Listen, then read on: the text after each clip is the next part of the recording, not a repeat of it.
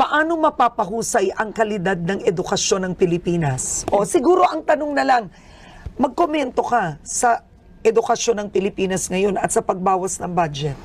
Kulelat tayo, di ba? Kulelat tayo sa math, sa reading, sa science at sa spelling. Tapos binawasan pa ni Bongbong Marcos ang 12 billion. Lalo tayong malulubog. We are not using our public money to do proper public investment. So maling-mali na bawasan mo ng 12 billion pesos ang Department of Education at isang kalang mo ang kinabukasan ng kabataang Pilipino, unahin mo ang ayuda ng mga mambabatas. Yan, maling-mali yan. Ang tanong ko sa iyo, kung naging senador ka, anong gagawin mo? What legislation will you do? I will work on amending the plunder law. Ibababa ko yung threshold ng plunder from 50 million to 5 million. At pag nagawa ko yan... Baka lahat makulong na. Hindi lang yan, Karen. Pag nagawa ko yan, ibabalik ko ang death penalty. Yun ang kaparusahan.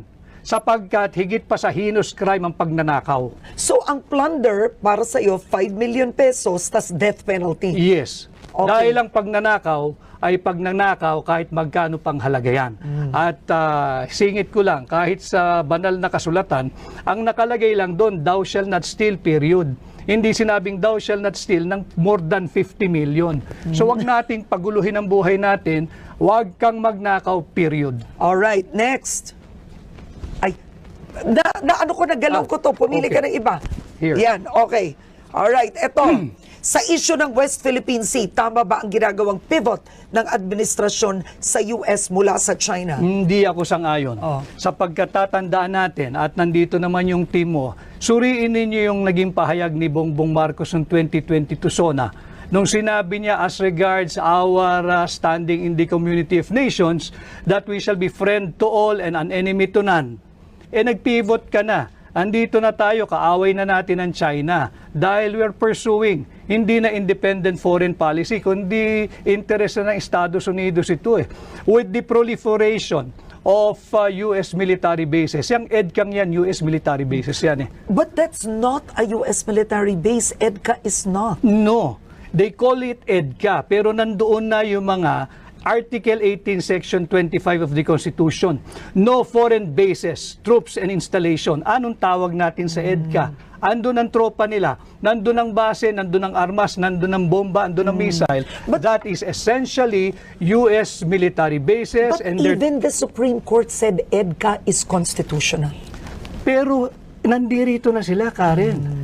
Basahin natin ang Article 18, Section 25. I will not argue with the Supreme Court. I'm a member of the bar. Pero hindi naman lahat ng desisyon ng Supreme Court ay sinasang-ayunan ko. At marami din silang naging desisyon ng araw na binago rin nila paglipas ng panahon. Baka sakali, ganun din ang mangyari dito. Okay. Kasi sinabi mo, in one of your speeches, you said, dapat ihintunaan ng administrasyong ito yung belligerent rhetoric niya. Yes. When it comes to the West Yes. Philippine Sea. Yes. Because we're putting our Filipinos in harm's way na nandoon sa teritoryo ng China. Yung Pilipino sa Macau, yung Pilipino sa Hong Kong, yung Pilipino sa mainland China, paano pag nagkaroon ng retaliation? Hindi yung gobyerno ng China, they will not do that. Yung mga Chinese doon, kawawa ang Pilipino, sino mananagot? Pero attorney, masang-ayon ka sa pag-handle ni Pangulong Duterte sa West Philippine No, Sea? ang sinasabi ko, let us diffuse and de-escalate the tension. Huwag nating silaban. Sapagkat yung ginagawa ng mga matatapang na nagsasalita dyan sa gobyerno, that is even punishable under RPC Article 118, Karen. Okay. Alright. Bawal yan. Ang dami ko pa kasi gusto itanong sa inyo eh. Ayoko matapos itong 20 minutes. Kaya pa ba isa muna? Oh, yeah. Kaya pa ba isa? Very quickly lang. Eto, mabilis dapat. Solusyon sa mataas na presyo ng bilihin. Kampanya ni BBM, nandun ka. Sabi nyo, ibababa nyo bigas. 20 pesos Wala kada na ako kilo. dun eh. Wala na ako dun. Kasalanan niya yan. Sapagkat yung budget, sinimulan natin sa budget, talagang inflationary yung budget. Hindi ito developmental budget na dapat sinusulong ng lahat ng Pangulo. Dapat, para malabanan natin yung pagtaas ng presyo, magsimula sa gobyerno. Belt tightening, austerity program, and fiscal discipline. Dapat wag tayong gumastos ng higit sa kinikita ng gobyerno. Parang budgeting mo lang yan sa bahay, Karen. You do not spend more than what you earn. Okay. Dapat ba ma-impeach si Vice President Sara Duterte? Pakita muna nila yung ebidensya at hayaan natin yung mga senator judges mag-appreciate ng ebidensya kung sakasakaling tumuloy yan. Okay. last words, bakit dapat iboto si Attorney Vic Rodriguez? Sapagkat ako'y lalaban sa korupsyon. At alam ko kung paano labanan ito, amendahan ko yung plunder law at pag naamendahan ko yan, ibabalik ko ang death penalty. Sapagkat pagod na ang Yan.